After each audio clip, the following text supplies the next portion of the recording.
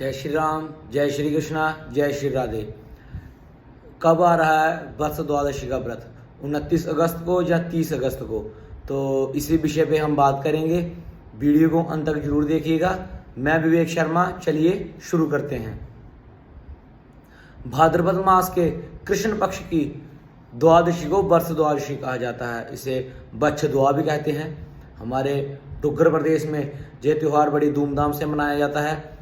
ये महिलाएं इसका व्रत रखती हैं अपनी संतान की लंबी आयु के लिए। परंतु इस वर्ष एक संशय बन गया है। पिछले वर्ष भी एक संशय था और इस वर्ष फिर से एक संशय बन गया है बच्छ दुआ के व्रत को लेकर के। संशय की कोई बात ही नहीं है, परंतु एक संशय बना दिया गया है कि ये 29 अगस्त को आ रही है एकादशी के दिन, या ये 30 अगस्त को द्वादशी के दिन आ रही है। देखिए, इसका नाम ही वर्ष द्वादशी है, यानी कि द्वादशी के दिन ये त्यौहार मनाया जाता है। द्वादशी के दिन इसका व्रत रखकर औरतें अपनी संतान की लंबी आयु के लिए ये व्रत रखती हैं और ये 30 अगस्त को मनाया जाएगा, क्योंकि एकादशी जो 29 अगस्त को पूरा दिन है, ये रात्रि 1:38 तक है, और जो द्वादशी है वह 30 अगस्त को पूरा दिन रात्रि 2:26 तक है। तो सीधी सी बात है, ये द्वादशी के दिन त्यौहार मनाया जाता है। कुछ लोग कह रहे हैं जी कि एकादशी के दिन मनाया जाता है, ऐसा बिल्कुल भी नहीं है। इसका नाम ही वत्स द्वादशी है, बच्छ दुआ है, तो द्वादशी के दिन ही सीधी बात है मनाया जाएगा। और क्योंकि देख, पिछले वर्ष को छोड़ करके उससे पीछे कोई 4-5 वर्ष पीछे जो ये वर्ष द्वादशी का त्यौहार आया, ये एकादशी और द्वादशी दोनों एक ही दिन आती थी। तो जो ये वर्ष द्वादशी का त्यौहार, इसका व्रत उस दिन रखा जाता है जिस दिन द्वादशी दोपहर के बाद लगी हो, क्योंकि ये त्यौहार वर्ष द्वादशी का शाम के समय इसकी पूजा की जाती है। पहले तो शाम के समय करते थे, अभी तो महिलाएं जल्दी जल्दी कर देती हैं, दोपहर के समय ही समय की दिक्कत होने की वजह से। तो वैसे ये पहले शाम के समय किया जाता था, जब गाय के बछड़े सभी बाहर से घर वापस लौटते थे, तो उस समय ये त्यौहार मनाया जाता था।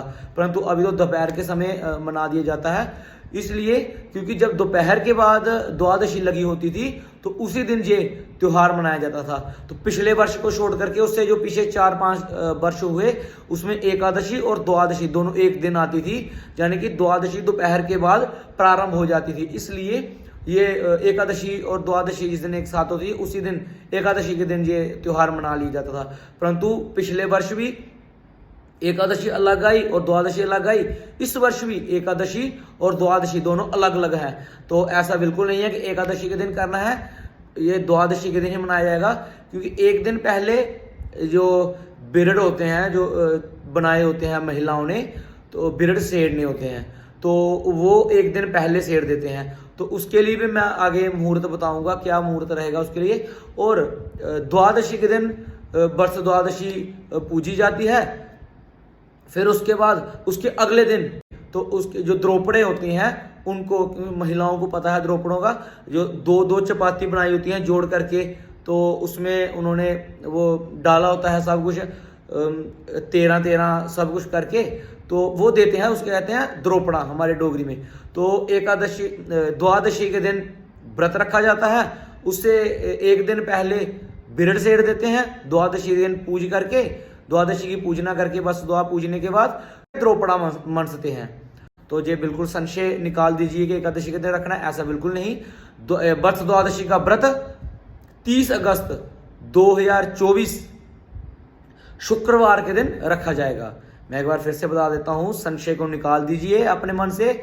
वर्ष द्वादशी का व्रत 30 अगस्त 2024 शुक्रवार के दिन रखा जाएगा। अभी बात करते हैं बिरड़ सेड़ने का जो मुहूर्त है। बिरड़ सेड़ने के लिए मुहूर्त रहेगा 29 अगस्त को, जो है वह दोपहर 1:27 में भद्रा प्रारंभ हो जाएंगी।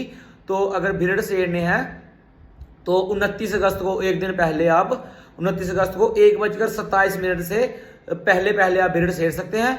नहीं तो आप 30 अगस्त को प्रातः तारों की छांव में आप बिरड़ सेड़ सकते हैं।